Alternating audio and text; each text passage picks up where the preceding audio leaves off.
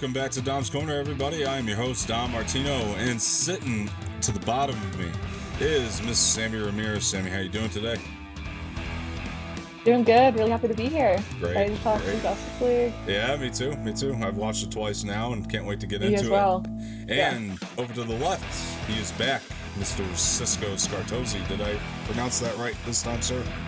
You did. My like man. Flubbed it last time. Cisco Scartozzi. My man. You forgot the pinched finger. Yeah. Said it.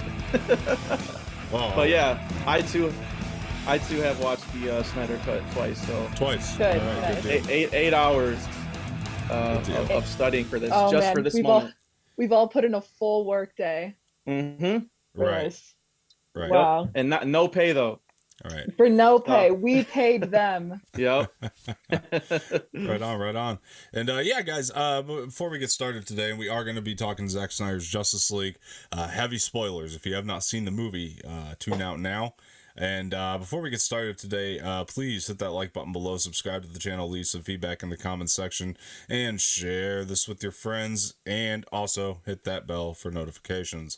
So yeah, let's get started into the Snyder Cut, and apologize for the lag there in the beginning, everybody. Apparently when I play that intro, the video lags, but we're all good now, so that's good.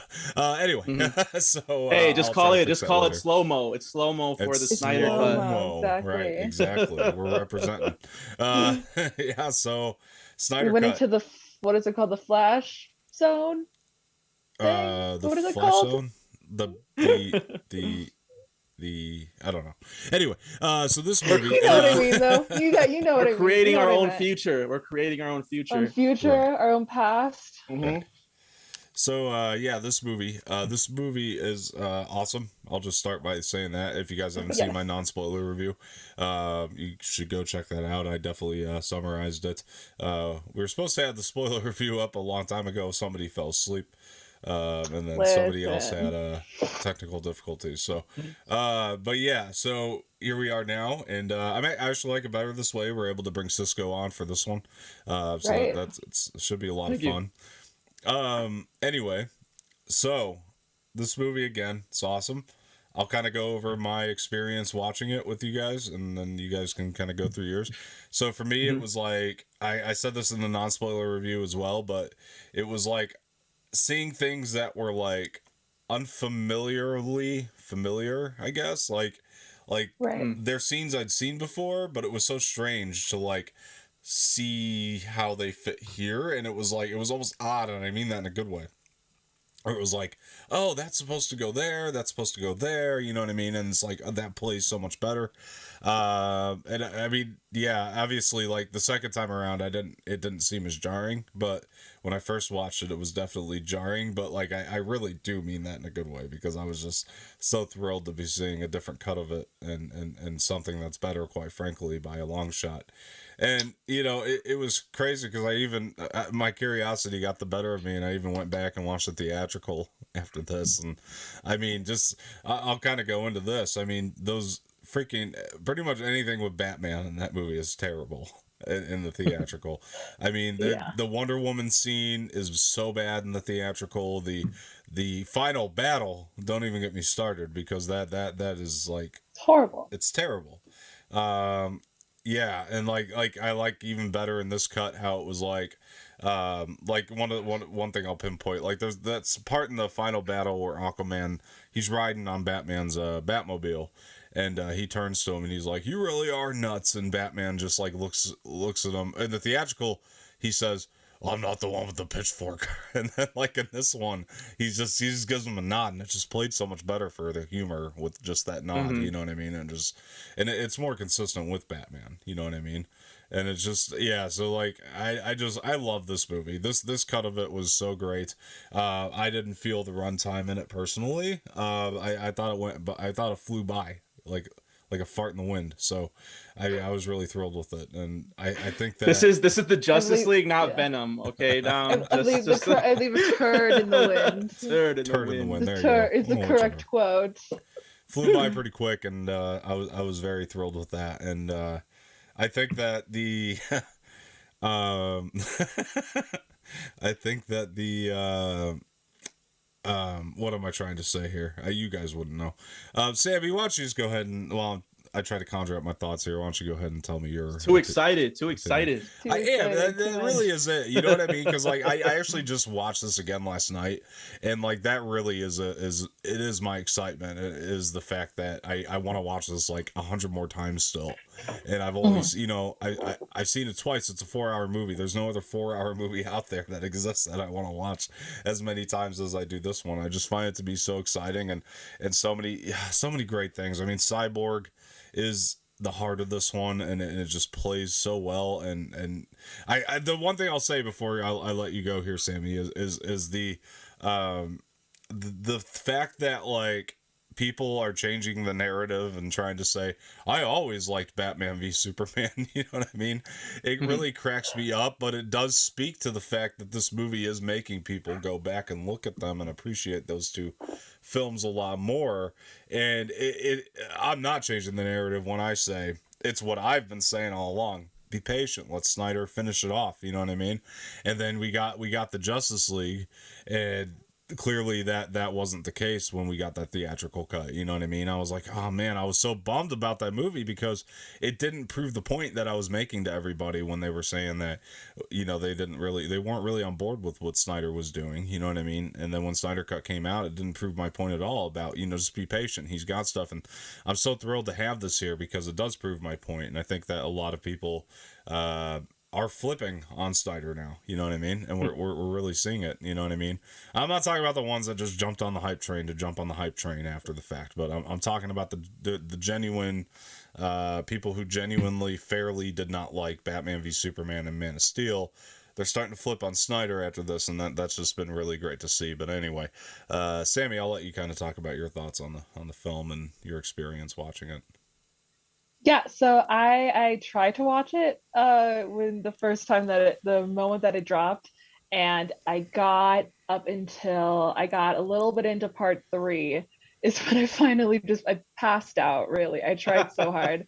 But I remember the last part that I saw. It was what's her name, Hippolyta, queen of the Amazons, shooting the arrow to go warn Wonder Woman that Steppenwolf is coming. That was the last thing that I saw. But then after that, so then I woke up the next day, and that was the first thing I did was start watching Justice League again. And I watched it straight on then. So I watched about the last like 3.5 hours just straight in one sitting. And I absolutely love this movie. I really liked it the first time that I saw it, and watching it, it did take me a little bit to get fully sucked in. It took me until really about part 4 when we get introduced to Ezra Miller's Flash and Ray Fisher's Cyborg for the first time. Really, that's when I got fully sucked in, because I started to be like, oh, I care about all of them now. So now when they all come together, it's going to be that much more cool for me, you know. And I've been having like a resurgence with like Superman, and I didn't really like his character at first, but I'm coming around. So watching this movie was really cool for me to see that evolution of his character. And then on the bigger case of, I think that this is exactly what people mean by, we just need to when directors have a vision that they're really passionate about, and it's a good story, people are gonna like it no matter what they do, really. Like if they plan out a good story, people are gonna like it, and you need to let them do it. You can't just rush things for sake of getting a movie together. And I think this is the way I would describe this movie overall, is that it's the novel, it's the book version, it's the book that the 2017 movie was an adaptation of. Right. So this is Zack Snyder's Justice League is the book, and then 2017 is the shitty adaptation. Yeah. In my eyes. Yeah. So but on second viewing, I've just fell in love with this movie. I want to watch it immediately again. Right. It's getting better the more I think about it. But I feel like there's another conversation to be had there, where you're talking about. No, I said a lot. Sorry. No, only because it's like you were talking about how like when you have a director with a vision that what works, you know what I mean? Like you got to let it happen. You know, if you're the studio head, you got to read that. I think it's good. Let it happen.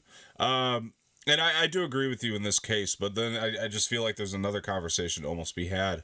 Not today, on another time, but I think it plays into everything. Is we need studio heads who know what they're doing and know what they're reading and know when something's good. That's the other thing. You know what I mean? Who's the head of Warner Brothers?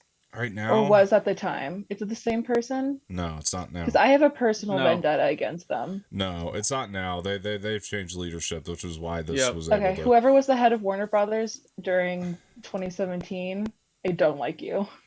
I'm sorry. There's a lot of leadership changes since the Whedon cut.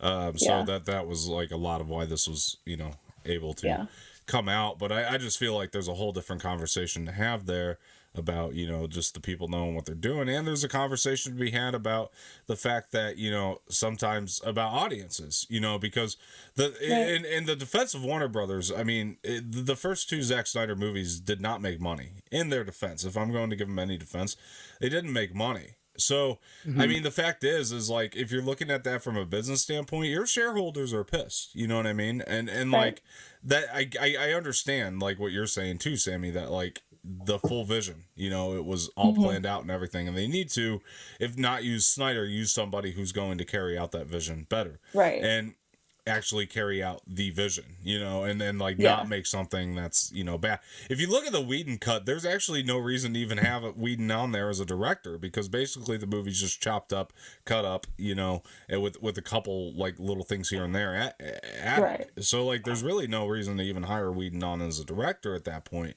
I guess to get hype, but I don't know. But the only thing that I would say is like there's a lot of different factors as to why this sort of thing happens, and yeah, you're right. There needs to be change in a lot of these departments, because, I mean, caring about what your shareholders say isn't always going to work for you in the long run, but then certain companies can listen to shareholders and it does work for them in the long run.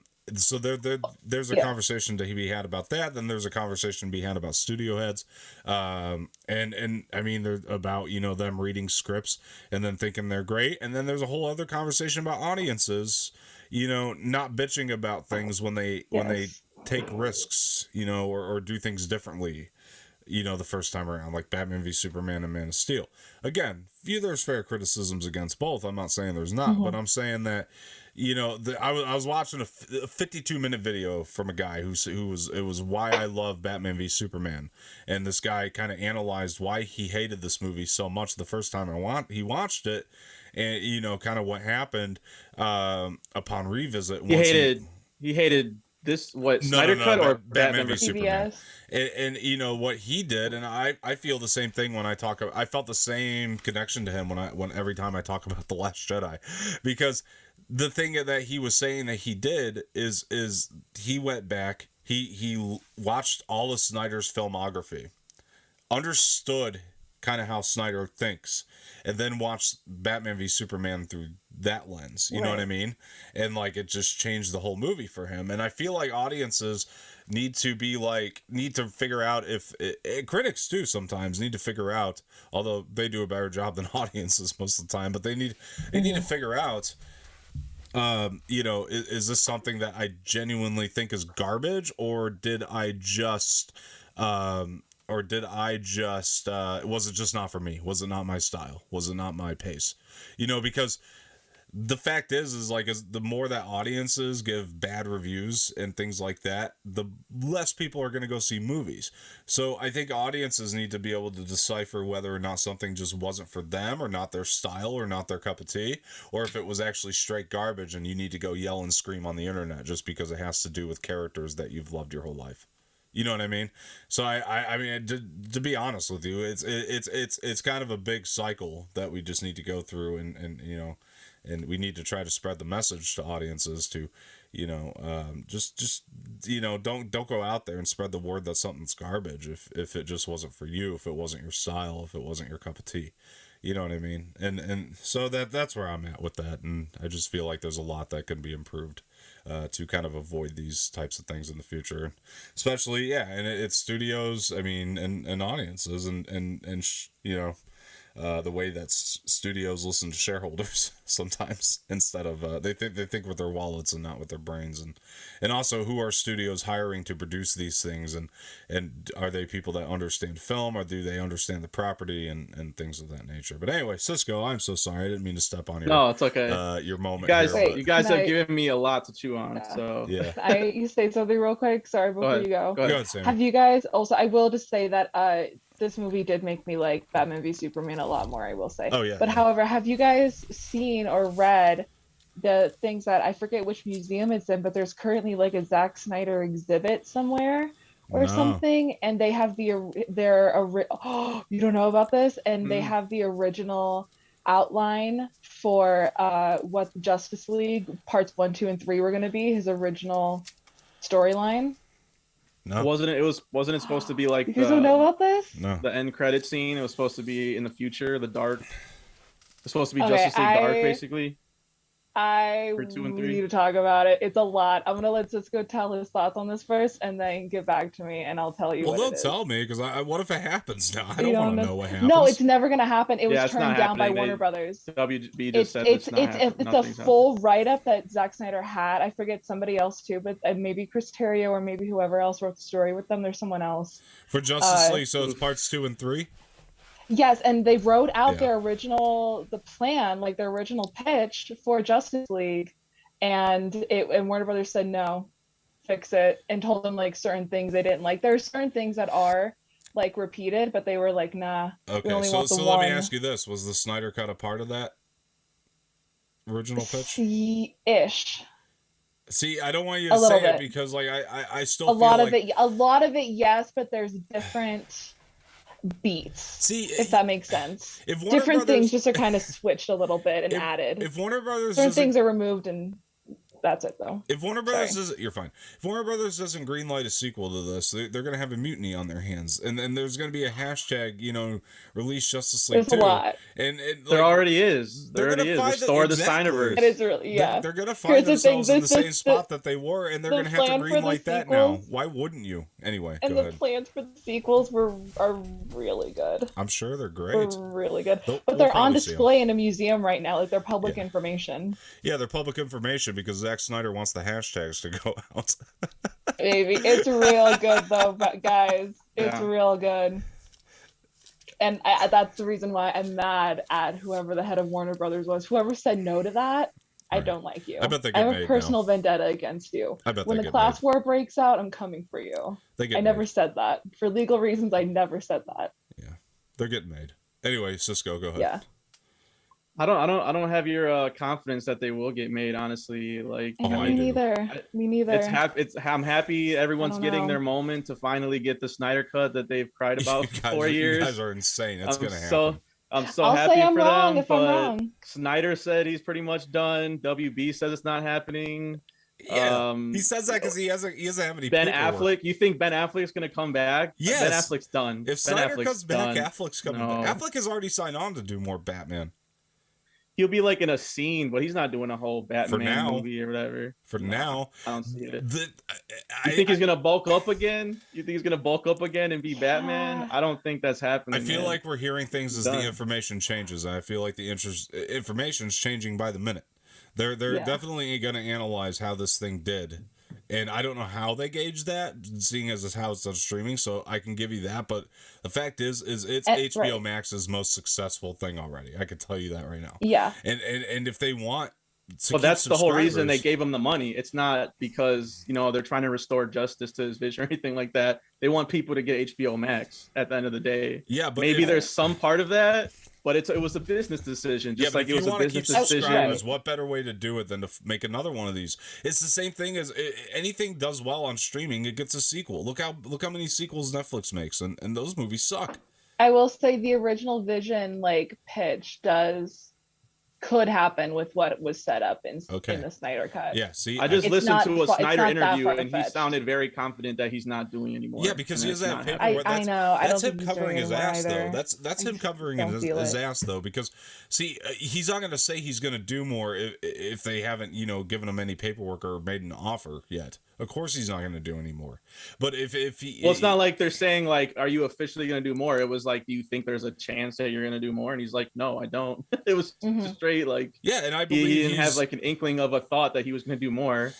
Right, he seems to be moving on. Everyone else seems to be moving on. Like it took 4 years to get this. Like, how long do you think? He said he didn't even think it was going to come out this soon. He thought they would probably do it after like 10 years. People will wait. So the fact that this even exists is like a miracle, and people need to just like count their blessings and like, you know, hallelujah, this exists. But I don't think there's going to be a whole Snyderverse. There's not going to be an Ayer cut. There's not going to be another Snyderverse 2 and 3, Justice League, Man of Steel 2. It's not happening, guys. I'm sorry. I hate to be the bearer of bad news. I have to agree. It's not happening. It's happening. That's just ridiculous. Be glad you got this. Why is this not good enough? You guys won. I'm very grateful. grateful. You guys won. You got your Snyder cut. Hey, I wasn't throwing out the hashtags, by the way, so don't say you guys and refer to me. No, I'm speaking of to the viewers. Whoever, I would assume whoever's watching this. To the people. No, listen, because this is why the hashtagers. This is why I'm going to push back on what you're saying though, is because the thing is like, I was in your spot. The reason I wasn't throwing out hashtag release the Snyder cut and all that is because I didn't think that was ever going to happen. Me but neither. We live in a different world now. And the fact is like, this did well. It did incredible. Like, incredible. Because people wanted it. People wanted it, but it's not something that they're watching once. They're watching it 2 times, 3 times, 4 times, 5 times, and it's a 4-hour movie. The power of streaming, baby. No 4-hour movie has any business being that good and that rewatchable. So I'm telling you right now that they're looking at it. They're looking at it, and they're gonna either say Zack Snyder's going to come on and do a sequel, which is probably the first thing they're going to do. Honestly, the fact I can tell you right now, would be a smart move. They're going to pitch it to him. I can tell you right now, they're going to ask him to come back. If he says no, they should say, "I'm so sorry for saying no to your brilliant pitch. Let's do that. Do whatever you need to do to make that happen, please." They've already said, aren't they doing another Superman? They're recasting and doing it all over. They didn't say recasting. They did not say recasting though. They did not say but recasting. They're thinking of moving forward with other people and other directors. It doesn't make sense for them to like renege on that and then go back. They haven't signed anybody. They haven't signed anybody. They haven't signed anything. They were waiting to see how this thing did. He's not a director. I promise you they were waiting to see how this thing did. And I promise you that with the new information, their plans are changing right now. And I guarantee that they are, yes, they'll move forward with the Flash movie. Even if they don't, my point is even if they don't get Snyder back, they're going to, I can't see it going any other way. They're going to carry the story and the ideas forward throughout other movies and things like that. I don't see it going any other way other than, because like this thing was too goddamn successful. Right. There's no way. I don't know how you gauge that though. Like you said, I don't know how you gauge that. I don't know how they gauge it either, but I can tell you that high reception means a lot to them, and keeping subscribers, gaining subscribers, that's a big deal to them because they're clearly moving in a streaming route. Look at movies in theaters and you have streaming to at the same with time. COVID has flipped 100%. Everything. Yeah. So that's my point. It's just adapting to it. But HBO Max went streaming tenfold before everybody, and you know what I mean. And I think that they are going to continue that. I don't think they have plans to turn around. Not to mention they've screwed so many different people already, and so they're like they need anything they can get right now. Warner Brothers is going to look at the Snyder Cut, how it's been received, how people love it, and they're going to say, oh my gosh, this gained us however many new subscribers.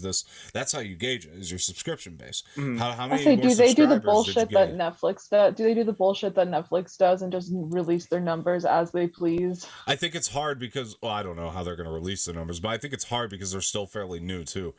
So I think that the only thing they can gauge right now is how many subscribers did we gain from this? How many subscribers stayed on? I think next month is going to be very telling to see how many subscribers stayed on. Next coming months is going to be telling because they're going to see how many subscribers stayed on and continued watching the Snyder Cut over and over within the coming months. And I think that that's also going to be very telling. And if that happens, then they're not going to really have much of a choice. It's smart. It's the only good business sense you'd have. And I even think now it's the only good business sense considering how well this is getting received and how much hype is behind this. I feel like it's just good business sense to at least pitch it to Snyder, or ask Snyder to come back and see what you can do, and ask Ben Affleck to come back, ask Henry Cavill to come back, and just see what you can do. See what you can work out, because they have new leadership. They're in the middle. They were in the middle of course correction anyway. You know what I mean? So that's part of why the Snyder came out in the first place. Snyder Cut came out in the first place, is that is course correction. So clearly they want to course correct their mistakes, and they want to make something that feels a little bit more cohesive, and then Flash can just reset everything later on down the line if they want to. But that's where I think it's going to go. But anyway, Cisco, you haven't even gotten to. Did you like the thing? Yeah. No, there's too much. Even. Do you even like the damn thing? So I'm not as high on it as you guys and everyone else is, to be honest. Like to even start from the beginning, I guess this is just a massive. You can write a book on this whole thing, but basically, saw the Joss Whedon version 2017, had a fun time in the theater with my brother. Didn't think anything of it. I'm not a fan of the Zack Snyder films previously to this one. I really don't like Man of Steel and the direction he was taking Superman. Batman versus Superman, didn't like it in the theater. I do like the director's cut more than the theatrical. But I really wasn't looking forward to this. Didn't think that this was going to be like, anything like worth it at all, to be honest. And so there's some good moments here and there, but I also think like it's like Snyder kind of at his worst tendencies with like just overusing slow-mo. Just over and over and over again. Like, do we really need to see a sesame bun falling off of the sandwich of the guy that was eating? Like, you know what I mean? I don't know. I didn't need to see that, honestly. Like, but that's Snyder. It's 4 hours long. This did not need to be 4 hours at all. I know like people say it's like it breezes by. It doesn't breeze by for me, honestly, especially in the middle. I think the beginning kind of moves at a quick pace and is well edited, and the ending scene is pretty cool, but like that middle really drags for me. I think that you can cut a lot of that around some of those scenes. Those weird chicks that were singing when Aquaman was like swimming. I'm like, why am I watching this opera scene? And it was just it goes weird. On for so long. It's very long. The epilogue that lasts 30 minutes. Yeah. I'm sorry, an epilogue is supposed to be like a couple pages in a book. This did not be 30 minutes of an epilogue. There was just things. We talked about it on my show Saturday. My co-host hated it. I wouldn't say I particularly hated it. It was fun to sit with my brothers, and we kind of made a night of it. We all sat and watched it together. But I will say the second time I revisited it, it was very tough for me to like actually sit there and watch for myself and pay attention. And like it's just very long and frankly just not that interesting to me. Like I said, like Snyder's vision is just, it's not what I like in my superhero films, and that's okay if you do like it like that. I said on Saturday, I still think the ultimate cut of BVS is probably my favorite still. Like I said, I'm happy for everyone that got this after all those years. I'm not ready for a whole Snyderverse campaign for the next 4 years, but I feel like that's what's coming. So, I just like these characters. I like these characters. I'm a fan of them since I was a kid. Obviously, I'm going to be excited for them on screen. So, I think we need to be careful, like conflating, new subscribers and stuff to HBO Max and people liking it rather than just like, there's some people that are just like kind of curious to check it out because all the buzz around it, you know what I mean? Doesn't necessarily mean they love it. I know it has gotten a positive reception, but I also seen like positive, kind of mixed critical reception too on some, sites and stuff like that. Too. So don't get me wrong, but sorry, go ahead. You know what I mean? Continue your point.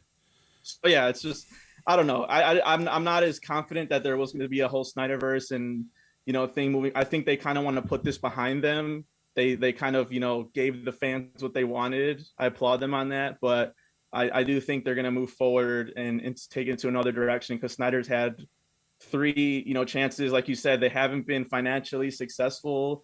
They've gotten subscribers to them probably, sure, but how many are those people gonna last on the site after? how many people are going to sign up and then cancel after the Snyder cut? You know what I mean? Like, there's probably some of that going on. That's kind of my point about the coming months is going to be telling, because, you know, like I said, how many people are staying on and rewatching the Snyder cut?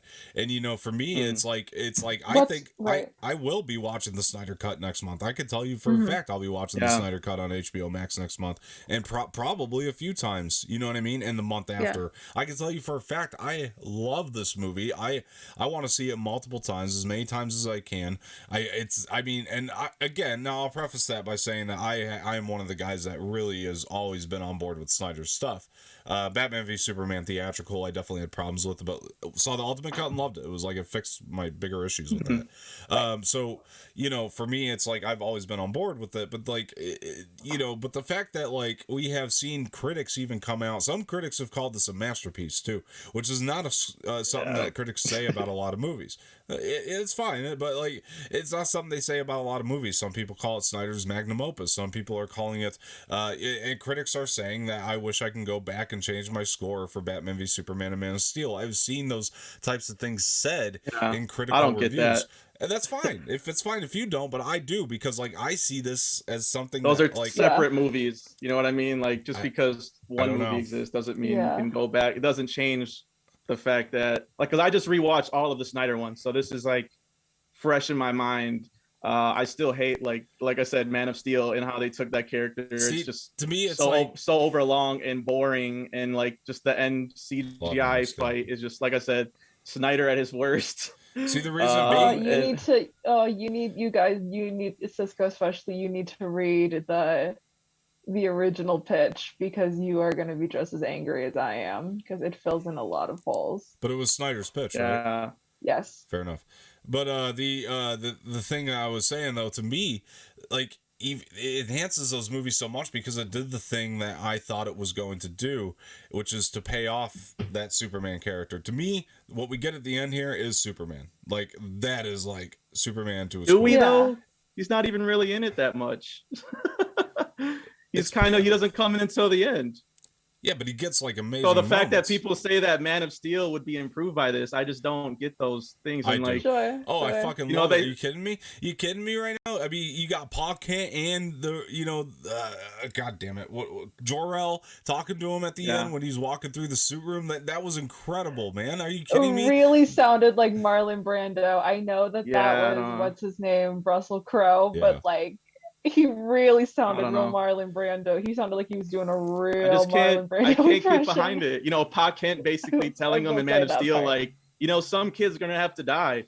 Like, no, I don't want to hear that. That's not what not what superheroes are supposed to be about.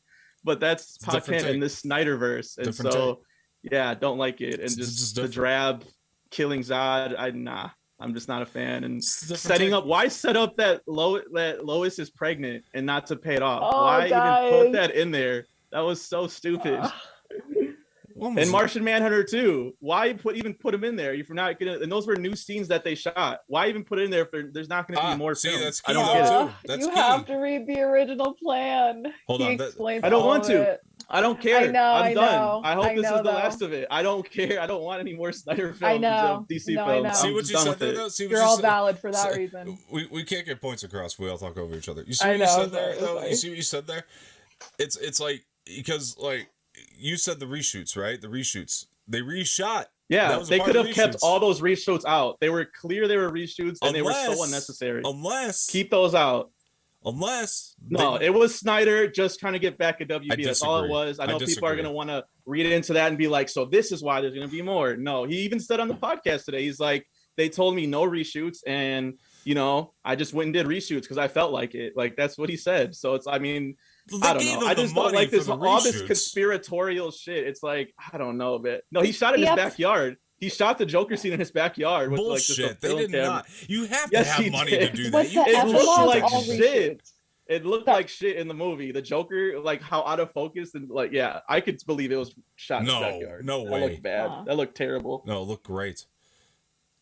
Oh, and Jared Leto, God, that was probably the worst Joker that he's ever done. I thought that was huge improvement upon the Suicide Squad. Horrible. I thought it was huge improvement upon the Suicide Squad. Dude, I don't want to hear Joker talking about reach arounds. Like, what is this? He's so weird. Jared Leto is such a weirdo, man. I can't. All right. Please get Jared Leto all the way out of here too. Please. Worked for me. I'm done with Snyder. I'm done with Leto. Like I said, it was fine. It's an improvement over the Whedon cut. I'll give you that.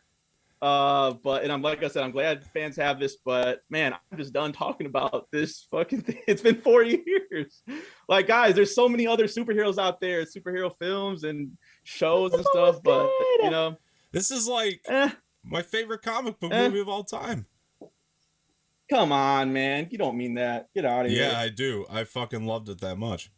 That's valid. Here, he can think this is the greatest superhero movie of all time. That's all right. It's been out for a week. It's the best of all time. It hasn't even been out for a week yet. Yeah, I know, and I love it that much. 4 days? Yeah, and never mind. I can't. Anyway, Samee. I understand why people want to feel this way. I understand, but come on, man. It's like, I don't know. I don't get it. Well, okay. I don't get two questions. I don't get it. Go ahead, Samee. Sorry. 2 questions. One, do we think most of the epilogue was reshoots? Because I think it was. That is confirmed. Right. Okay. Cool. Ben Affleck's looks completely different. You can totally tell. Right. Once we get to like the like Lex Luthor, and then move on Deathstroke, and then move on to the Dream, and then Martian Manhunter, I was like, all of that had to be reshoots, right? Yeah. It was cool. Second of all, so what is the greatest superhero movie of all time in your eyes? Just so we know, because I don't think this is the greatest superhero movie of all time, but I loved it, and it's up there for me. We're talking about epic on this scale, Infinity War over this all day. I would pick Infinity War over this because, and this is the problem I have with the Snyderverse and like DC films in general, because I feel like when the whole Justice League debacle was trying to compete with Marvel, which a lot of companies have tried to do. I don't blame Warner Brothers for, they're trying to get in on that too. That's okay, it's fine. But all of these companies, the Dark Universe and all of that, they don't do the proper setup for why Marvel is so successful at doing that. Every superhero gets their own movie first, so you don't have to tell all that backstory in one 4-hour movie. You know what I'm saying? Like you have that, cool. And then after they have like 2-3 movies or whatever, then once they have their own movie, put in Avengers, they're all together and it makes sense and you're emotionally invested in them. This one, it's like, and that was the whole thing with the Justice League. It's like you get one scene with the Flash in this 2017 one, you get one scene with Cyborg, and after that.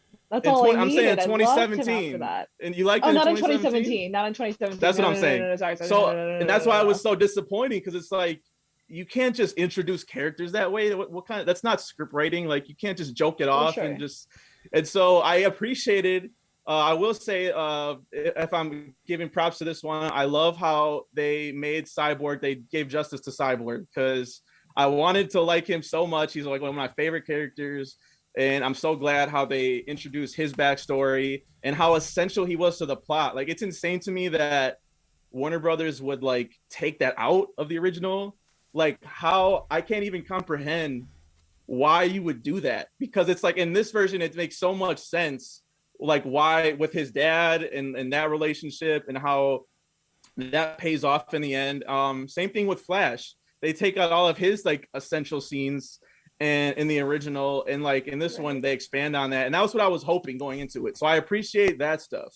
It's just all like the other, like I said, the other stuff of like just Snyder just being Snyder, basically. Like, and I know people love that and like they get off on that, but for me it's just very hard to get through, honestly. That middle 2 hours is like rough for me of getting through that, because it's just like, like there's a certain point I'm like, if there's someone that's not like a huge head or whatever, they're wondering like, okay, so why does Steppenwolf want to do this? Like, what you get, like kind of like he's betrayed him, but you don't really know why. And like, it's just a lot they're trying to pack in one film. That's what I'm trying to say is MCU does such a good job of establishing everything, then teasing the next, and then, you know what I mean? And then it pays off. And then in this one, it just felt like you got Man of Steel and BVS, and, like they're not successful films for me, honestly, but like, and I see where he was trying to go for, but it just felt like too much in one. And so like it's okay, it's better than the one we got in 2017, but I don't love it.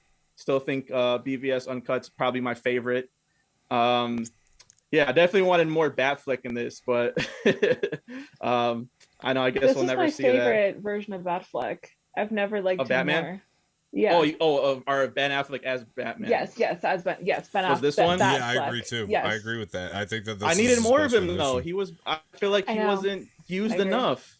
You know what I mean? Like, I don't know. I mean that's another improvement though I'll give to this movie is that and in the reshoots, I mean, you can look it up, but like Ben Affleck was pretty much done during the reshoots. Right. He looked like he could not give two shits to be in the 2017 reshoot. So, I mean, the original ones, he definitely looked like he was kind of giving a shit, at least a little bit. Like, so a lot of people have said this too, but like in the reshoot, he's looking good. I was like, Ben Affleck like is looking healthy and like he's recovering. It was like he's hella thin now, though. It's crazy. Yeah, it's crazy to see how thin he was compared to like in BVS when he has that lifting scene. He's fucking swole.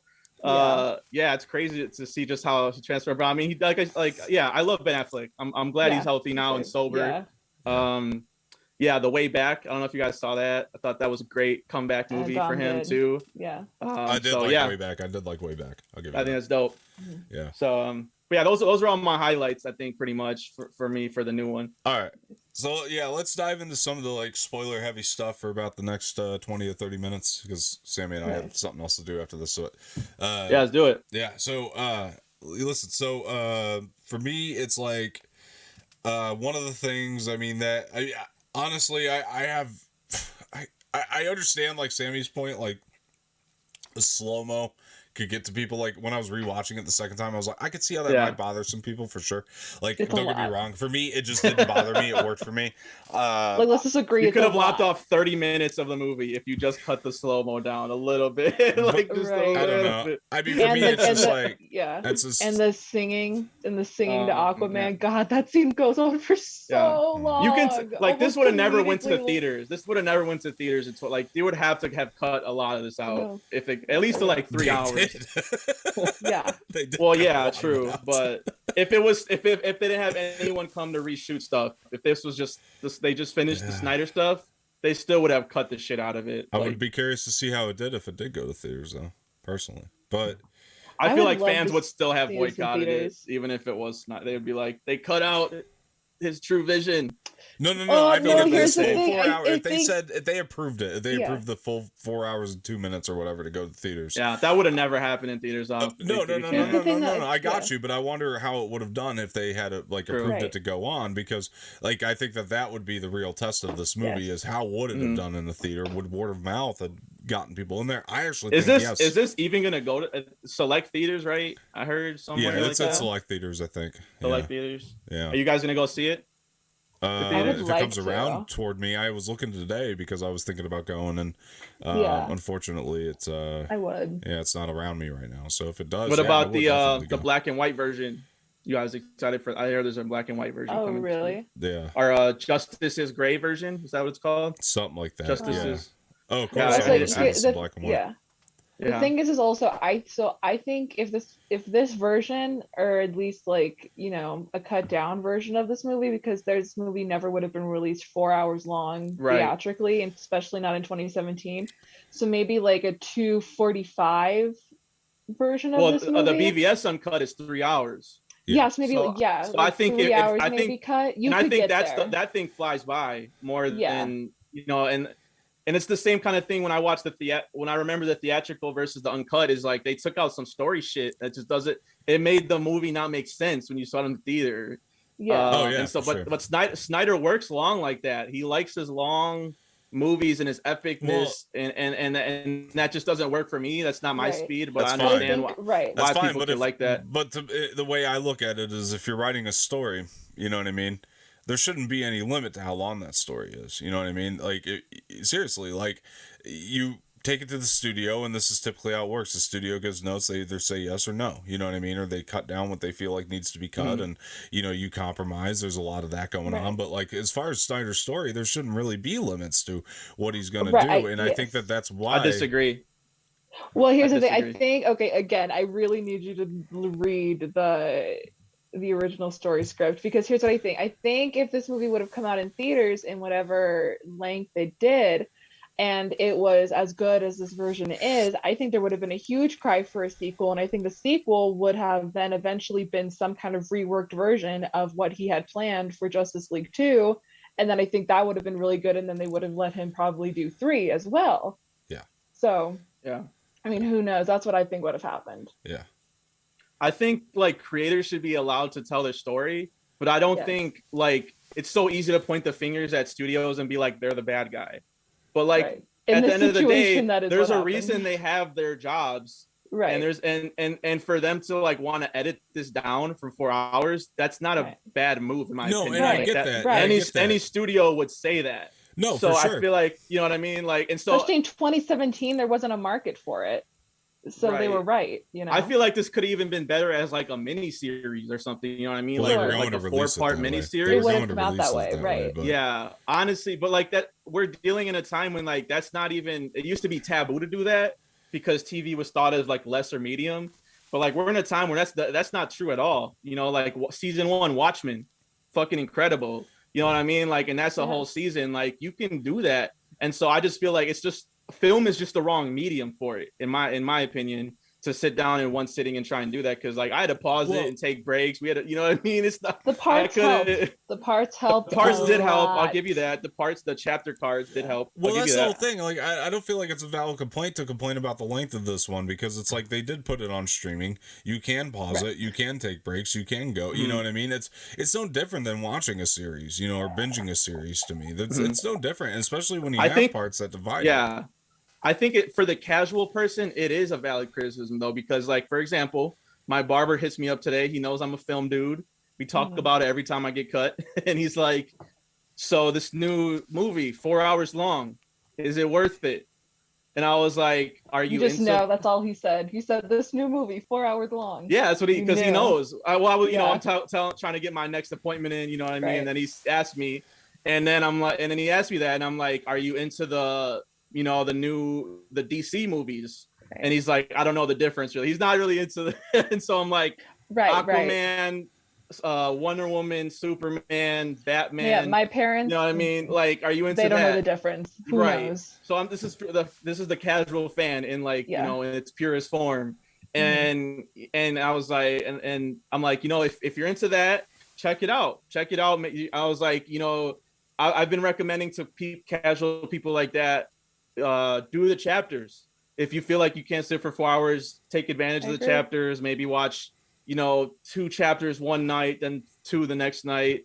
And I think that does help. I think that was smart of them to do. Yeah. But like I said, I still think like the mini series, the limited series thing, that's been so successful for Netflix. I don't know why they wouldn't have explored that. I know they wanted to push it to theaters. Maybe that's them still clinging to the whole theatrical vision of it. But yeah, I don't know. I like I said, I'm not telling people not to see it. I'm like, make up your own mind and check it out, and maybe you'll like it. But I know it's going to be a non-starter for some people. Just 4 hours, it's going to turn people off. But you know, for the hardcore fans, it could have been 12 hours, and they would have sat through and watched it like 4 times. You know, we all would have seen it twice by now. I don't know. I'm just saying, like, I'm only laughing because I hear what you're saying, but it just doesn't seem to be. It doesn't seem to be stopping them. It seems to have been, you know, I mean, it is. The reviews have been overwhelmingly positive for the most part. I mean, the people are really, really high on this, and 78%. 78% critically. I mean, that's a massive improvement, and I think the reason why is because I think it was like 58 on Metacritic though.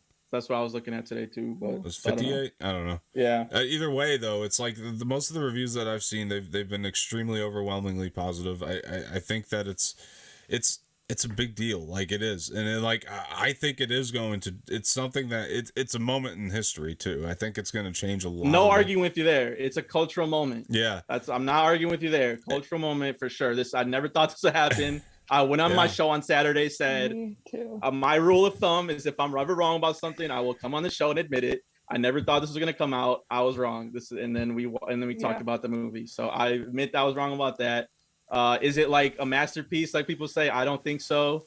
But you know what I mean? If people love it that much, good for them. They waited this long, and I would love to feel that after all these years of you know, complaining and waiting. But yeah, it just didn't do it for me like it did for other people. Yeah.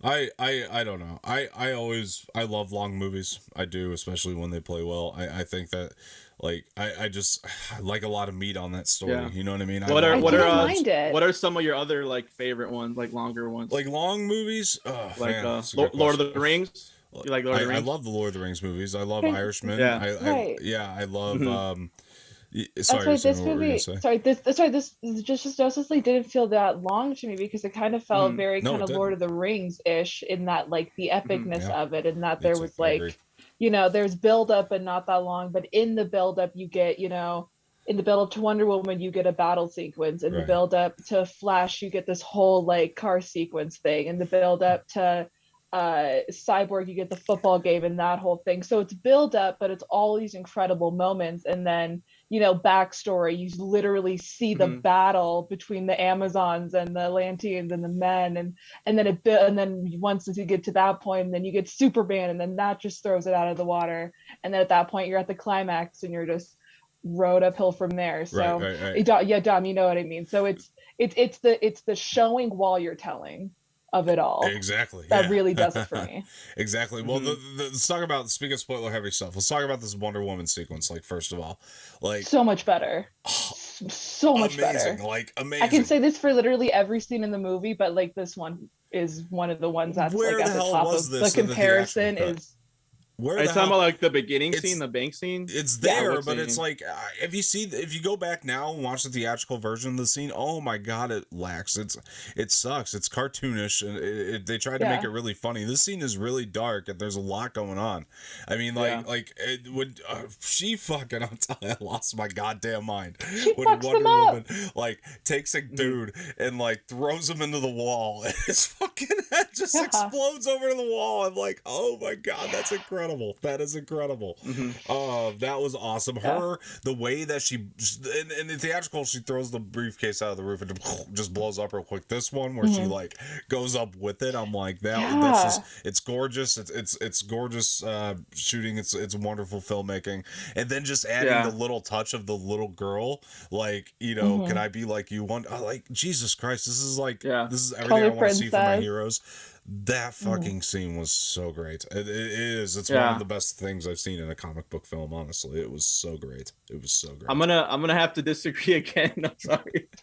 I don't think the one in Justice League is that bad. I don't. And it's not. I don't even think it's that different. Like, I watched the scene by scene comparison on YouTube. There's already those, if you can look it up. I mean, it's like it's bloodier, sure. I mean, I still think it's good, and that's one of my favorite. That's one of my favorite. I don't think so, because it's shorter in the original. And the whole thing of like shorter her going doesn't mean up, better pacing, but anyway, go ahead.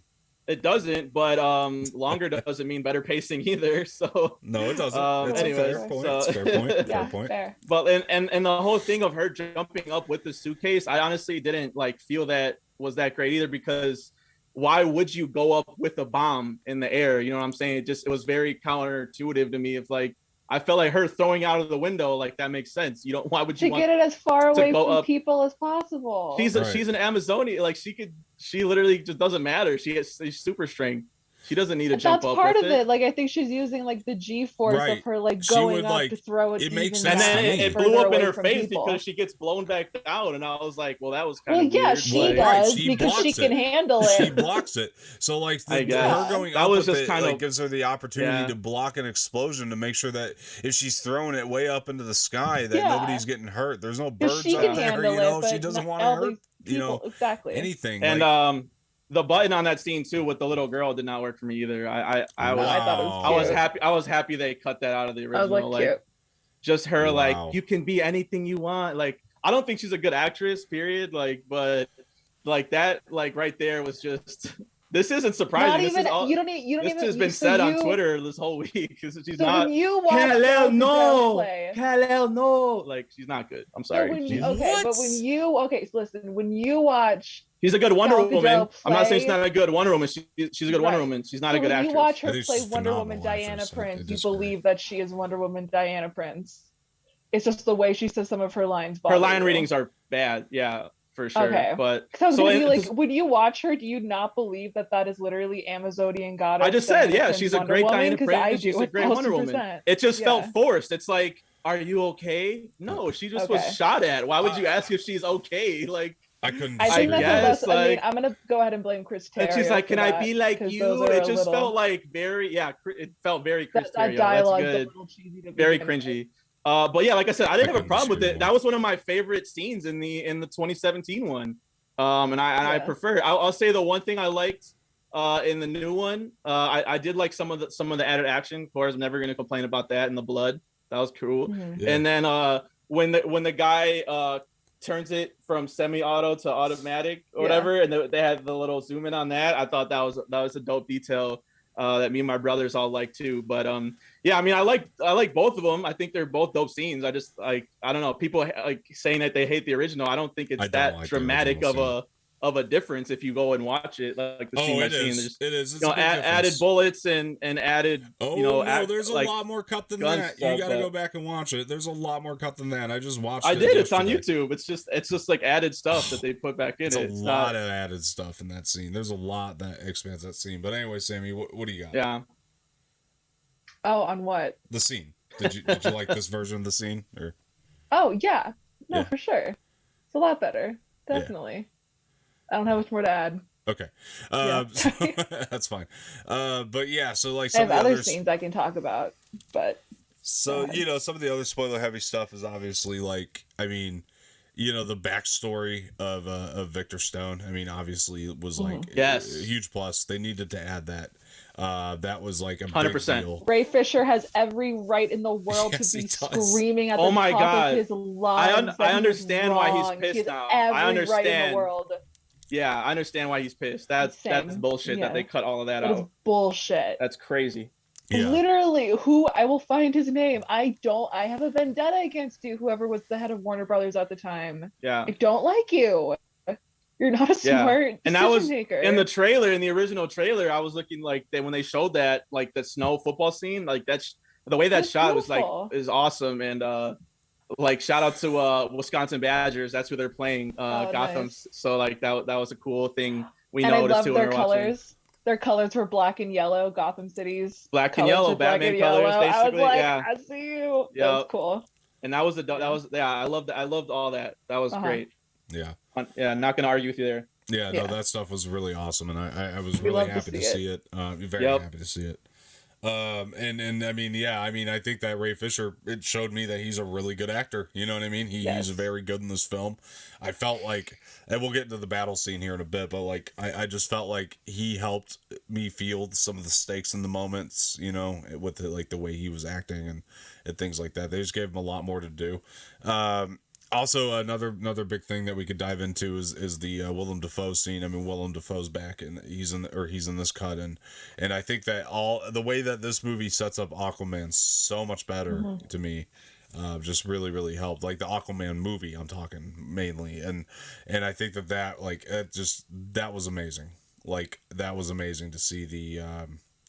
How much that this set that up, and it just showed me that Zack Snyder and James Wan were communicating, you know what I mean, at the time, which we didn't really see a lot of this in the there was a little bit, but it wasn't like as much as we got here, obviously, and I think that was it was just great to see, you know what I mean, and I love Willem Dafoe, love seeing him here. Did anybody else have anything they want to add to that? I remember the Aquaman stuff was some of the stuff that I didn't completely hate about the 2017 version. I remember at least being still like very intrigued and excited about the character. Right, he's better in there. Yeah. I was at least excited about his character versus Cyborg. I was like, I couldn't give less of a shit. Like I feel like his character, like humor fits his character more than you know what I mean. Like it's cool if a couple characters are funny, but we didn't try to make everyone funny. That's his flaw, I feel like. So yeah, but Jason Momoa is just like a funny, cool dude. So 100%. when he's doing those lines, it works better. 100%. Yeah, I agree. Shout out to Willem Dafoe. Went to my college, UW-Milwaukee. Nice. So always love seeing Willem Dafoe. Never gonna object to seeing him in movies. He was great. I will say one thing my brother pointed out that I didn't remember. I wanted to watch Aquaman. I do like it though. I remember liking. I have it. Is that they talk underwater in Aquaman, and in this one they do like the air bubble thing. Yeah, that's right. And right. That is kind of a continuity thing that I sure. is kind of weird, and I would just rather see him talk underwater. I mean, like they're, you know what I mean? Like you would think they'd have that power to do that. It seems like such a convenience. Seems like like it seems just added. Like why do it? Just have him talk underwater. Right. It's like when you're watching a movie in English, but then there are two people like speaking in a foreign language, and then there are like subtitles. Like, and you're like, it's literally just for the audience. It feels a little too much like, hey audience, we're gonna help you out real quick, and you're like, I don't need you. I don't need you to necessarily call me out in the middle of this right now. Thank you. I don't disagree with you there. I just think it's a difference of style, thing. But I don't disagree. I just I mean, but I do think James Wan killed Aquaman though. Oh, he was great. That was such a fun movie, dude. I love it was that. Fun. I agree. Yeah, I enjoyed it. I had fun with it. And I do think this might be later or whatever, but I'll forget if I don't bring it up. Like the Amber Heard when she's like sucking the water out of Steppenwolf, like the blood. Yeah. That was crazy. That was like,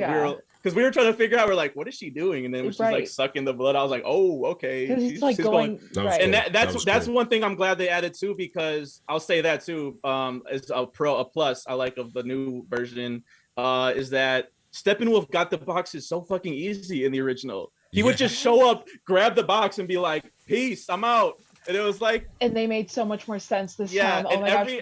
Yes. Sorry. Every box in here, they put up a fight at least. So I was very happy that the Atlanteans, she put up more of a fight.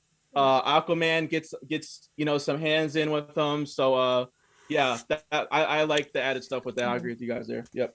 Yeah. I also really liked, because I texted Dom that like I forgot about this, but watching Justice or Snyder cut reminded me of it, about the theatrical cut, because I only saw it the one time in theaters and never saw it again because I didn't like it. I rewatched it again for this. So nice. Yeah, I did like not care. I'm never gonna rewatch it again. I'm only gonna watch this. I have it. Not give less of a shit. Yeah.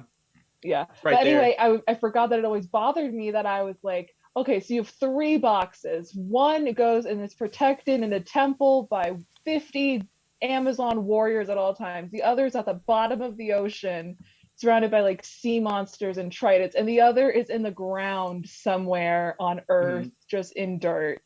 I was like, one of these things does not belong. And that kind of bothered me. I was like, because I was like, sure, like, what are men gonna do? Men can't do that much. You're gonna bury it, and that's much. But John told me, was like, wait, it comes back, and like, oh boy, did it. So that, I mean, I loved that, because that always bothered me. But now I'm like, oh no. Yeah. And the Willem Dafoe scene gives you context. It gives you context to why, the king doesn't really give a shit about the body. That's why there's like, they're pretty much on their own. So like in the original, it just seemed like, wow. Yeah, so like what are they gonna do? There's nobody here, but like in this one, you see them like take out guards, kidnap the guards and do all that. So if anything, this one helped. Like same thing with BVS. It gives you more context for everything. Like, okay, now that makes sense. In the 2017 version, you're like, what the fuck is happening? For sure. So yeah, for sure. Yeah, no, for sure. But the sorry, I was yawning. Very good. All good. Yeah, need some coffee, man. Oh yeah, good idea. So the other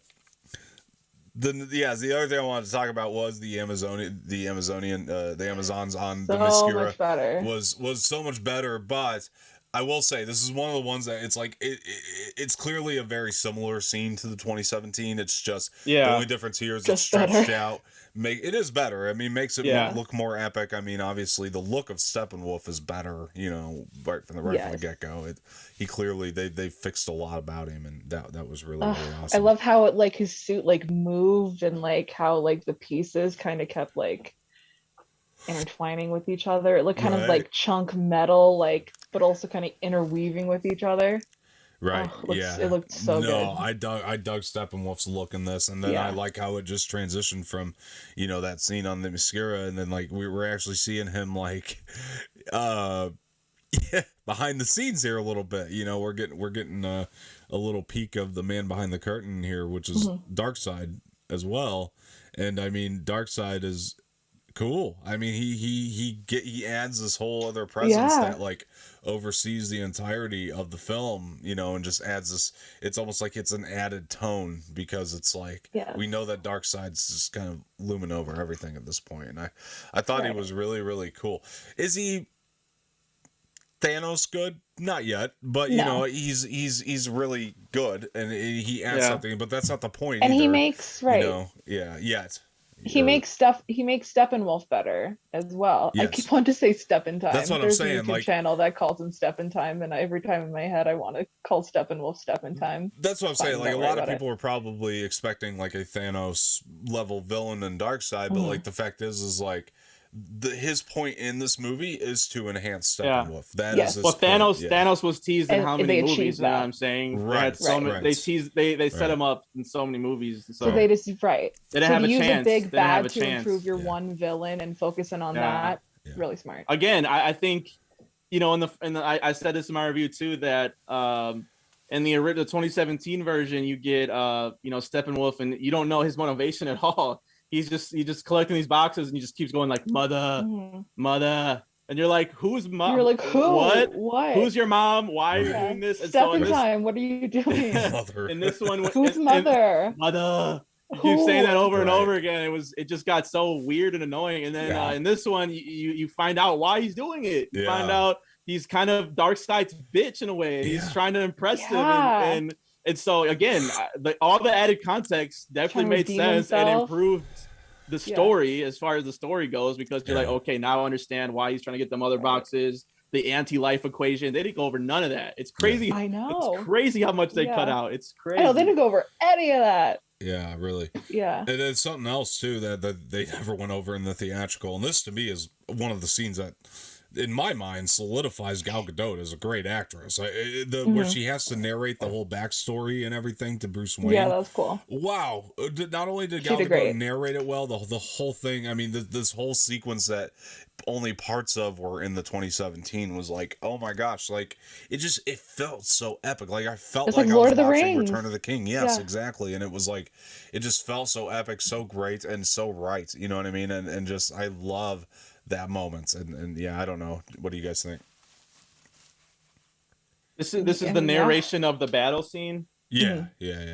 I dug it. Like I said, I think this one's definitely improved on the original, having just watched it. Same thing of just like, you know, Steppenwolf coming down and like this, the whole like you know, them doing the you know, bow and arrow with the box thing. It looked fake. It looked bad. I'm still not crazy about how it looks compared to like the Wonder Woman movie. I love Wonder Woman, the first one.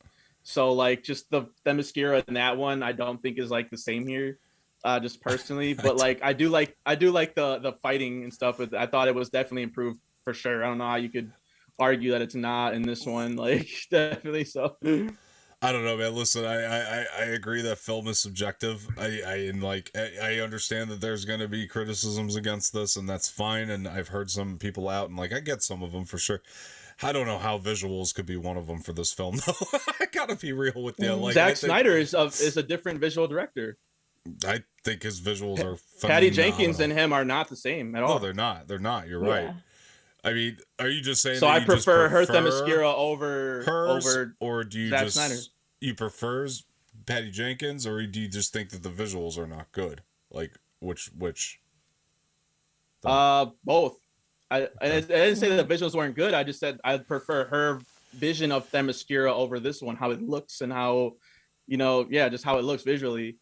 Okay. Zack Snyder's always going to have a darker tone to it. Like we just know this. It's not going to be saturated. And that's what I love about the Wonder Woman Themyscira it's like a beautiful, naturalistic looking place. And that point I agree with. I think that Patty Jenkins is the Themyscira is better too. So I'm not going to disagree with you there. But the visuals aren't bad though. No. I mean, there's some spots during the movie that were like kind of but like overall, it's definitely better than 2017. There's no Superman mustache, for sure. So I know we talked about that. You should be thrilled, given that alone. I mean, at least I can look at Henry Cavill with a straight face in this whole movie. At least I can take Superman seriously. Is that too much to ask in my Justice League movie to take Superman seriously? Yeah, let's talk about that too for a second, because that was rough, Superman, I mean, or not Superman, but Lois, to me, like showing all these different scenes where she's, you know, grieving throughout it, I thought was incredibly smart. I think that is like, it helps, you know, this movie, it helps you understand her a lot better. I think it helps pay off her and Clark's relationship by the time we're there, you know, at that point where, you know, they reunite again. And I thought that was, you know, quite incredible. You know what I mean? You know, one thing I'll say, by the way, let me point this out there. It's not necessarily a complaint, but it was something that was mediocre to me in the theatrical and didn't really get improved here, but it's not like a massive complaint to me. But still, the way that they bring Superman back is, I'm not entirely great with, but on the same hand, like, how so? I think that there's about 100 different ways that they could have done it. You have so much source material out there that, you know, you could use to bring in new ways. But that said, seeing it play in a 4-hour movie where you don't have a lot of time, it makes me, you know, be on board with that decision a lot more to do this because it's a quicker way. It gets you through it. And so seeing like how it was originally supposed to be paced, I understand why the decision was made here, at least to bring him back using the mother box. I just think, and also the conversation prior to that was much better here too. So it like that extra pretext was better. I'm still not nuts about the way that, you know, they do it, but like I get it, because it's like, okay, when I see it in the, you know, in the context of a 4-hour film, it's like, okay, I get you got to do something snappy, you got to do something quick. It made more sense to me here. So it just, even just that little thing helped it for sure. And so like, but yeah, I mean, you know, and something that I'll give the 2017 version as well that worked really well here, and I'm glad it was still in here, was the part where Superman, with the exception of the mustache, the part where Superman does reunite with Lois and his mother. I think that made me, you know, choked me up a bit in the theatrical, choked me up a bit here. You know what I mean? I thought it really worked. So, I was really on board with that. So I'm glad that, you know, stayed there. But yeah, I mean, Sammy, as somebody, because you were telling me, like, as somebody who hasn't been a huge on Cavill's Superman, I mean, how are you feeling about him now? Here's the thing. I'm not the biggest fan of Cavill's Superman. I'm still not. It didn't sway me that hard the other way. However, I really like what they've done with the character and where it's gone. And I like how he's played him, though. I do like how it's going and where it could go. And I mean, this is full spoiler talk. I just love the idea of like a dark Superman and what that can mean, and what would happen if Lois Lane were to die. Like all of that storyline, I think, is incredible. And I think Henry Cavill is the only person I can imagine doing that. And I loved all of his scenes. And I love him and Henry Cavill and Amy Adams' chemistry. I love their relationship. So every scene they have together, I'm always happy to see. I will say the only thing is that it's a little too brief for me. It feels like it kind of just is like a quick blip. Like they showed up, they were there, and then he peaced out. Like there wasn't enough time to be like to have him settling back in. And maybe he doesn't need it. Maybe it wasn't necessary, but maybe he had shit to do. I don't know, and maybe like a longer conversation or something. Yeah. Well, I think when you hear that, you know, there was supposed in the original, to be, again, the fact that there was supposed to be a sequel to that kind of changes your mind on it too, because it's like, well, he was going to do a sequel at one point, and that would have fleshed it out a little bit more. But no, I mean, would have. I really like that stuff. I think it really works. You know, I think that. Yeah, I mean, I'm a massive fan of Henry Cavill's Superman. You know me, so. But that's it made me like Batfleck more. Yeah. And that's really kind of it. Yeah. I mean, obviously, and Flash and Cyborg. Right. I was gonna say obviously. Because but like Flash, everybody else kind of stayed at the same level. Like I've always loved Aquaman and I've always loved Wonder Woman. So like. Let's talk about Flash before we kind of dive into the final battle and everything. But like, so can I just say one thing about what everything you were talking about? I know you don't like the introduction anyway, but go ahead. Yeah. Well, what, Superman? Flash. Oh no, I was talking about like what you guys were just saying with Superman. Oh yeah, sorry, go ahead. I do think like about like bringing him back. That I think that was probably my favorite part of the original 2017. And it's not changed very much in the new one. Like I think like the fact that like Barry like reverses time. I was wondering like if that would have been stronger if they kind of saved that to the end, because I feel like that kind of took it away from me at the end when he does it again. From like I already saw him do it before. So I was wondering if they could have just kept it like how they did in the original one, but whatever. But the super I don't want us to skip over the Superman head tilt when Flash is like running behind him is like my favorite part of the original, and to see that it's like the same that was from the original Snyder cut. I was very happy to see that. I was like, that's nice. just so that was awesome. The Zack Snyder thing. That was cool. That was nice. cool. That was very cool. Yeah. The Lois and Ma Kent stuff, I'm not very crazy about. Like, nothing against Amy Adams or can't remember the other actress's name off the top. Diane Lane. Yeah.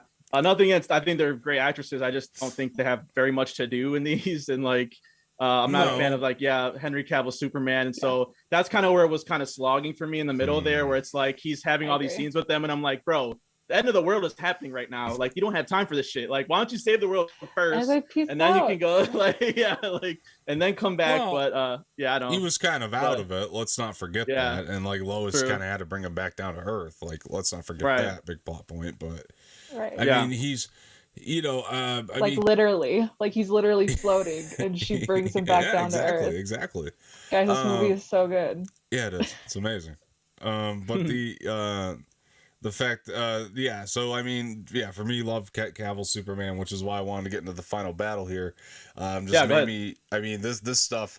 I mean, again, I think that him walking through, seeing all the suits, and then hearing Pa Kent and Jor-El talk, I think that was such a huge payoff to Man of Steel. I thought that was like bringing the story full circle to me. That was like the arc. I thought that worked really, really well. And like it just, I don't know, I felt just so inspired, and I was like, yes, we're getting Superman. This is like what he's been building toward. Now we're getting Superman. That's everything that it was building to, and like it's here now. And then he's in the suits, and it looks so great. By the way, the black suit is amazing. Looks so good. Looks so great. Dig the black suit. Yeah, it's so great. Yeah. And then dig it a lot. I mean, one of the things that they cut, I don't know why they cut this from the theatrical. This, like, to me, like, there's a lot of things I question why they cut, but I mean, this to me was like such a pivotal thing leading you into the final act. It was such a pivotal line, and they chopped it for no apparent reason. Is when Ben Affleck, says to Alfred, who, by the way, Alfred, we'll get into that in a minute, but Ben Affleck says to Alfred, he'll come, Alfred, I know he will. And then Alfred says, he's like, what makes you say that? And he says, faith, Alfred, faith. Like, to me, that was like so pivotal, and just like, I don't know why they cut that, because it's like, I don't know, it was just like that capper line on everything else that came before we get into the real meat of the action and everything. Yeah. And then I loved Superman coming to see Alfred. I thought that was great. I'm so glad that he did. I thought that their conversation was incredibly awesome. I mean, wow, it was good. He called him Master Kent. Yeah, he called him Master Kent. That's right. Just always makes me, like, I don't know, my heart does like a pang every time he says that. Yeah, it was did it so both great. times. I was like, oh. So great. It was amazing. And then we could talk about the final battle. So obviously everything's much darker here than it was in the theatrical cut. That's a surprise. But on the same hand, black clouds. Right. I was like, literally, the color tone is darker than it has ever been. I like a lot better. It looks better. It looks a lot better. It looks better. And I think that the tone of the battle was much better. Obviously, they got rid of. We could talk about, they got rid of the stupid ass family from the theatrical cut. Thank God. Thank God. That so fucking needed stupid, to go. yeah. That needed to So go. And they got rid of that. That's not here. Thank God.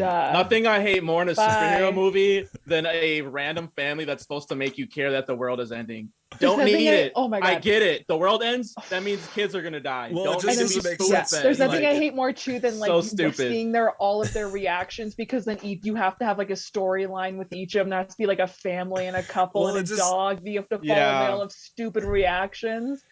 hate it. Doesn't make sense narratively because it's like, why are they the only family that lives here? Living there, right? Yeah. Why? I'm like, where are they? Like, just there's just like a toxic plant, and then there's this family. Like, I guess we have to move. Like, you should have been left. You should have been moved. There's nobody here. It reminds me of like the theatrical version of Superman 2. So stupid, dude.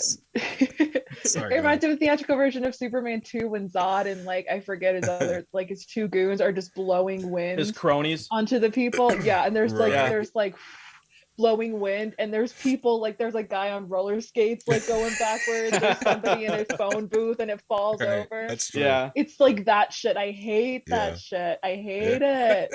It's dumb. My go-to example is Guardians of the Galaxy 2, which I do like, but like when they keep cutting back to Earth and like the blue blob is just like coming after these random like townspeople, like it's like stop. You can cut that whole thing out. Don't need it. I get it. Sam Raimi the universe is in trouble. I get it. You don't need to show me it. Literally. Plus, it was like Sam Raimi does this too. In in the Spider-Man movies, there's always like every time something happens, there's 5 shots of 5 different women being like, Sam Raimi can do that though. Sam Raimi can do that. I'm sorry. I love He's the only one that can do it and get away with it. But he does do that. He is guilty of it. He has the comic book vibe down. Where it's like, I love Sam Raimi. I love those movies. Don't get me wrong. Anyway, so what was I gonna say? So the other thing that did in the theatrical that was really stupid is it made Superman and Flash go race each other to go, do something else. And it's like it's the whole reason you brought Superman back. But anyway, I digress. So here, obviously it's toned a lot better. It works a lot better. I mean, Flash reversing time was fucking awesome. It was awesome. It gave him loved it, a moment. It was like, yes, they gave him a moment to save the day. You know what I mean? It was like he was obviously much more of a significant character than the theatrical cut would have led us to believe. That only works. I would argue, because they expanded that scene with his dad. You know what I'm saying? I agree. You need that. And it's still in the theatrical, but very short. It's much shorter. I agree. So I'm glad. Like I said, Flash and Cyborg got justice in this. So no pun intended. Sorry. I agree. I would intend the pun.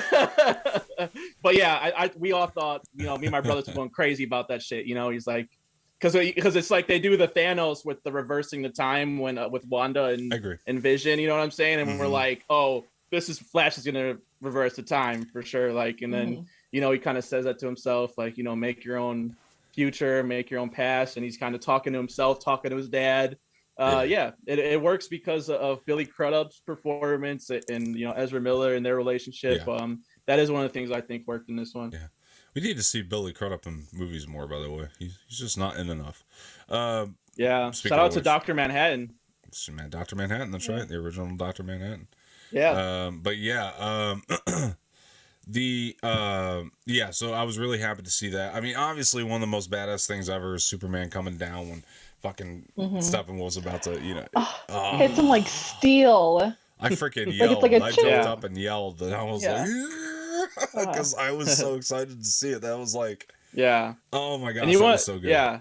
You want to talk about pacing too? Like, just rewatching the theatrical, it's so anticlimactic. It is. How Superman comes in and just saves the day, and that was it. Yeah. And the way that in this one, they're kind of at the end of the rope, and then Superman comes in. And he has the freeze breath, which is like a fucking French inhale, just like it's just like, you know what I mean? That was awesome. And how like they all work together as a team. You know what I mean? Like you got Cyborg on the boxes, and then you got Aquaman with the trident. Yeah. Wonder Woman comes in. I'm like, this is how you set up a fight, an action scene. I felt the squad. That's how you know what I mean? I felt the squad. This felt like a team up movie, and that was like the biggest difference. And like when you saw it in everything was just so scatterbrained, right? In the theatrical, and like also like Superman. I was laughing because it makes me laugh every time. It's so bad when Superman enters in the theatrical cut. He just jumps down. He says some corny line, and then he like pushes Steppenwolf back. He's like, I believe in peace and justice for all. Like, that's really what he says. Yeah, it's and then he just so corny, bro. I'm never watching that movie ever again in my life. And then when he does that, you just get you get this cut to Ben Affleck in the bat suit, just going. He was so happy to see him, and I'm just like, I laugh every time I see it. Joss. Yeah, it's and the American way. It sounded like a commercial, like, you know what I'm saying? Like, it was bad. Listen, but yeah, guys, this one. Can I tell you my favorite line of this whole scene is when, you know, I think it was the freeze breath scene too, when he's like non-pressed Superman. Yeah, that was hilarious. That was cool. I'm not gonna lie. He like stops the action. He's like non-pressed. Like, right. Yeah, that was great. It was dope.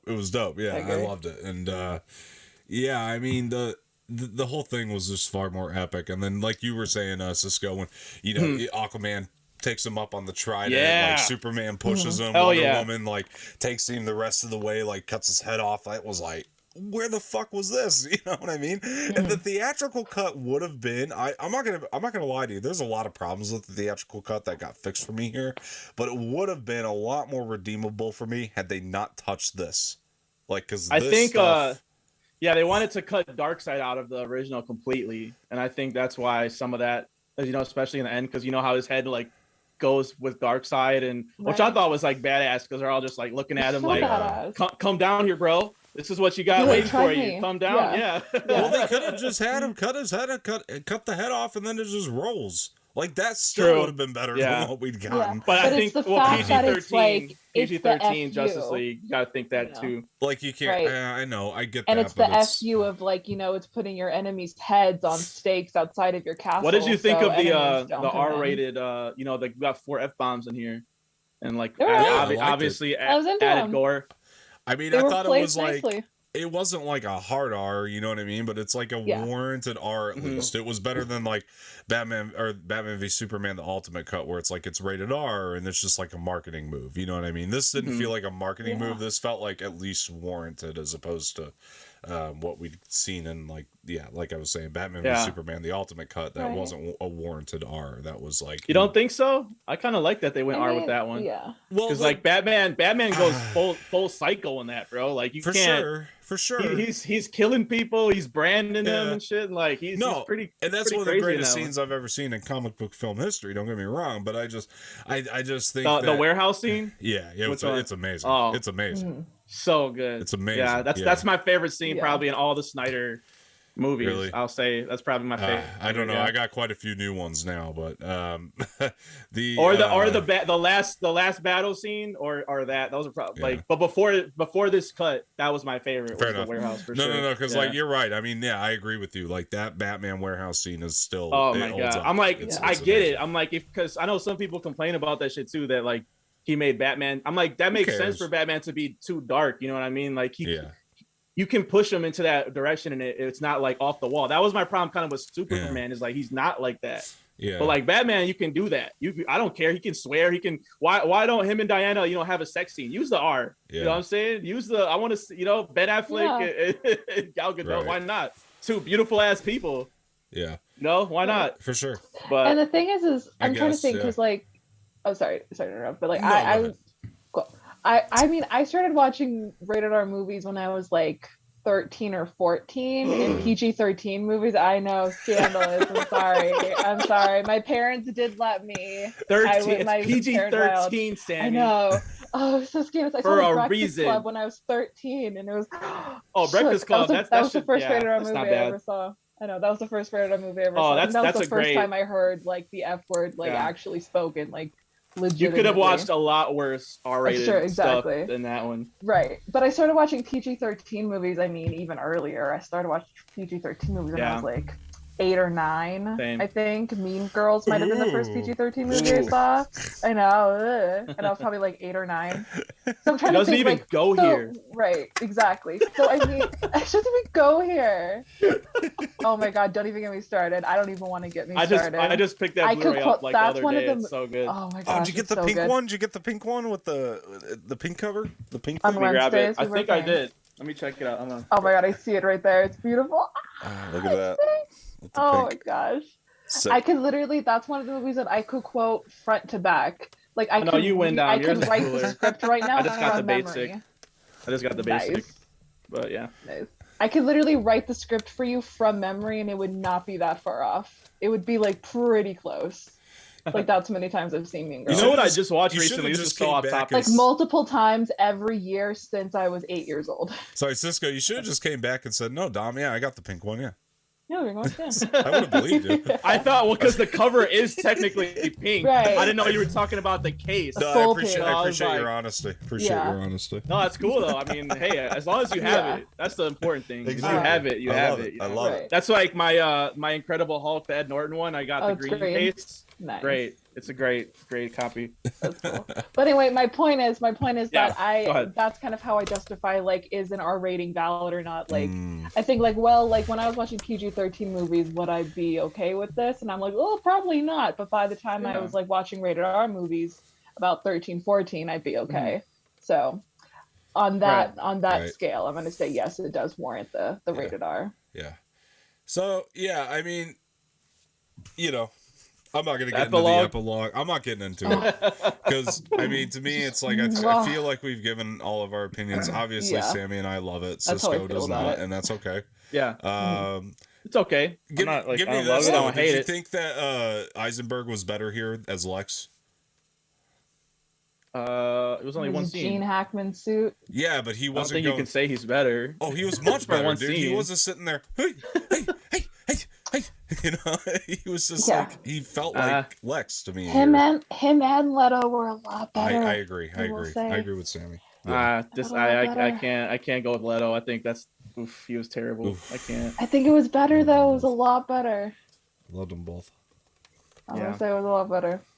Really, I don't like Eisenberg and BVS though as Lex Luthor. That's one of my pet peeves of that movie. Even though, like I said, I like the Ultimate Cut. Is that and like the Martha thing, which has been like meme to death. I mean, that you can't defend that. Even people who love that movie, like you can't defend Martha that. all day. Fuck off. No, I mean, it does make sense. Yeah. Oh, come on.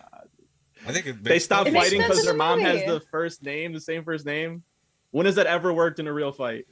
Well, what else connects them? Come on. I mean, that they're heroes, they're tragic figures. Like you could have. That's lazy writing. Why are they tragic figures? Why are they heroes?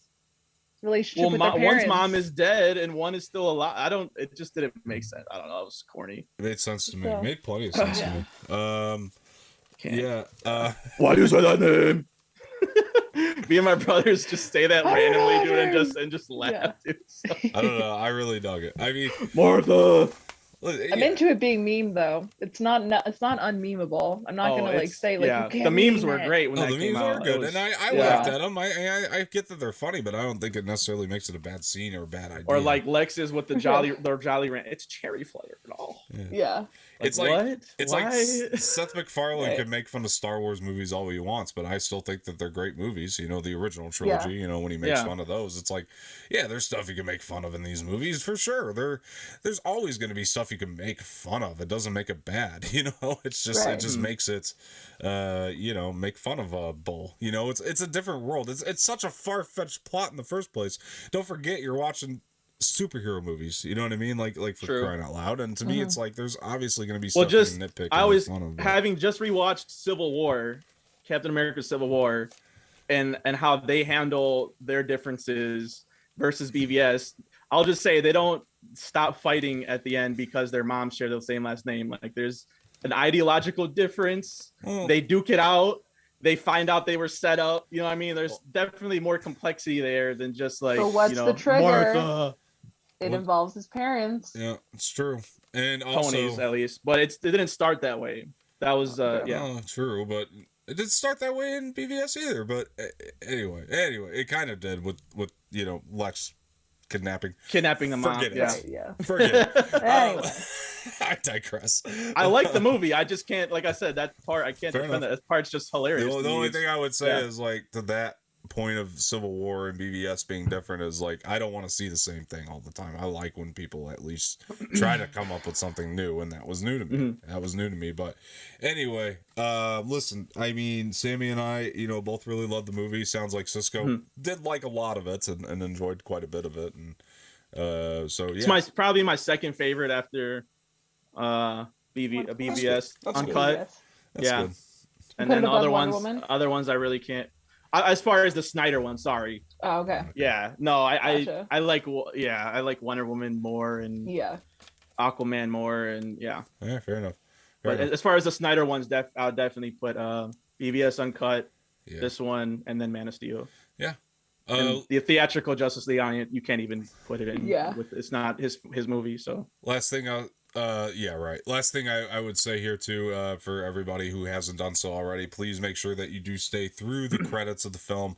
I think that he put in a very beautiful tribute for his daughter. Actually brought tears to my eyes. I was just sitting there in silence, you know what I mean, and thinking about what this must have meant to him, and I thought it was just a really wonderful tribute to his daughter, who tragically took her own life. So make sure if you guys are out there and you haven't done so already, definitely sit there in silence, listen to the tribute. It's really, really wonderful and beautiful, and I thought it really added a lot to it.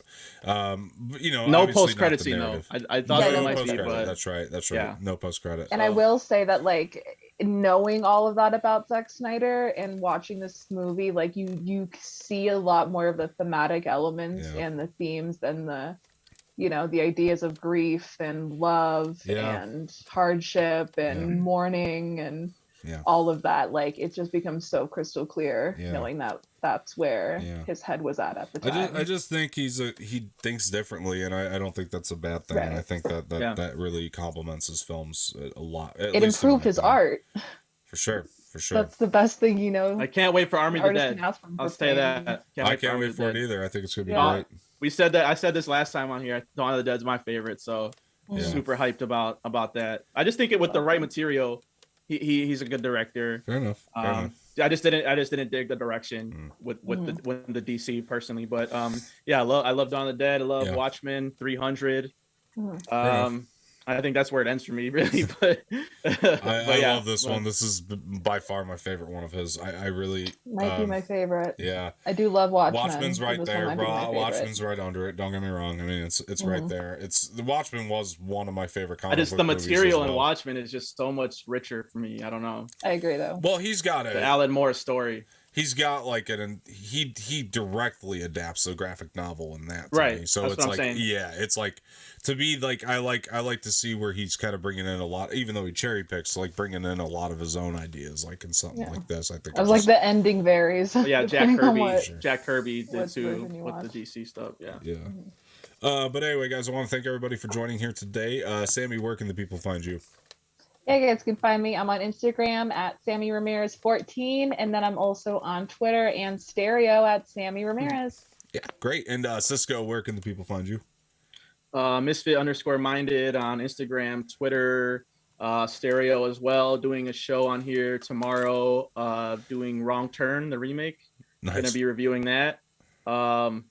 Also on Saturday, my regular show, Saturday Matinee, we're going to be doing The Father and Dick Johnson is Dead for our double feature, 2 dementia movies. Great. So that should be interesting.